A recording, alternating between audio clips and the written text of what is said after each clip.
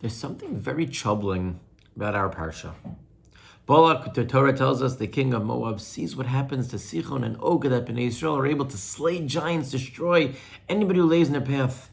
And he gets scared. He's seen how they're undefeated. Anything they do is successful. How is he going to face them? So he reaches out and hires Bilam, a prophet, in order to curse them. And Bilam sets up altars and attempts and sacrifices and tries to curse the Jewish people, and tries here and there, and he's unsuccessful. Hashem overturns his power of speech, and he's unable to curse the Jewish people, and in fact, he blesses them. And the Parshas seems strange, because what difference does it make to the Jewish people? The Torah is written for all eternity for us. Balak didn't succeed. Bilam didn't succeed. Why is this story so important that for all time the Torah needs to record for us that Balak attempted to do this and Bilam attempted to do this? It didn't work. So what difference does it make to us? Why do we care about this story? And why is Hashem so concerned with the curse of Bilam? He can't override. He can't. If Bilam curses, then that's it. There's nothing Hashem can do anymore. Kivyachol, his hands are tied. Chas v'sholom. What's going on here? Balak explains as follows. If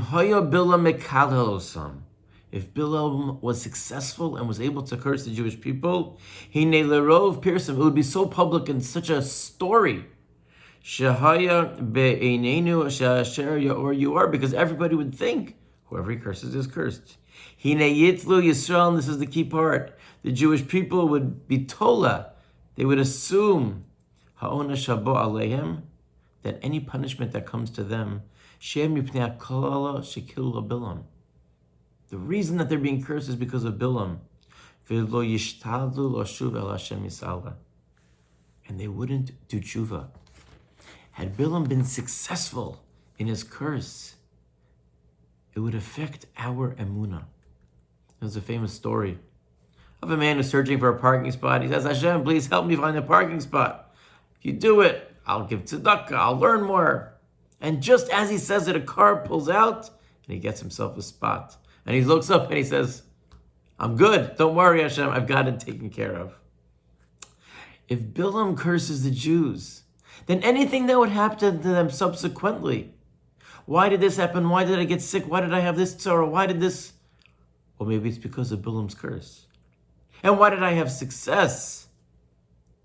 We lose our connection to realizing that whatever happens in our lives comes from Hashem.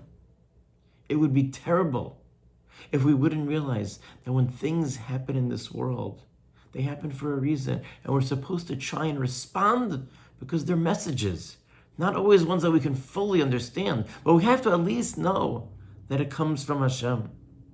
And we don't end up with a kochi utziyodi in either direction. We sometimes think that our success comes from ourselves. But here the Torah is telling us an entire parsha, included and added to the Torah, to make sure that we would never make the mistake that it's because of Bilam. Everything that happens is from Hashem. And that was actually the first words out of Bilam's mouth. Ma ekov lo kabo kel. How can I curse if God isn't cursing? Ma ezom lo zom Hashem. How can I bring the anger if God isn't angry and says the Rabag? Ma ekov hinei Hashem yisal lo kiluva. If God hasn't given them the curse, ma toa kilu also. Then what is it going to help if I curse them? Kilo nachash b'Yaakov v'lo kesem b'Yisrael. The Jews aren't about magic, but it's about us figuring out how do we cultivate that emunah? How do we make sure that we constantly live our lives through a lens, through a perspective of everything comes from Hashem? And it's not always easy, but it requires, Hashem was helping us here and saying, I'm not going to give you that excuse, but you need to take the time, you need to sometimes take a step back and look at the bigger picture. And the reason this happened is not just because of so-and-so or something that happened, but it's because it's the ratzon of Hashem. And it takes humility. And it takes taking, again, that step back and thinking and contemplating in order to realize that Hashem is the one who's in charge. And He's the one that we need to turn to. Ein od milvado. Whatever happens is from HaKadosh Baruch Hu. And that's the lesson. And for that, it's worth including an entire story that ended up not materializing so that we realize that Ein Od Mavado, there's nothing in this world that happens if it's not from Hashem.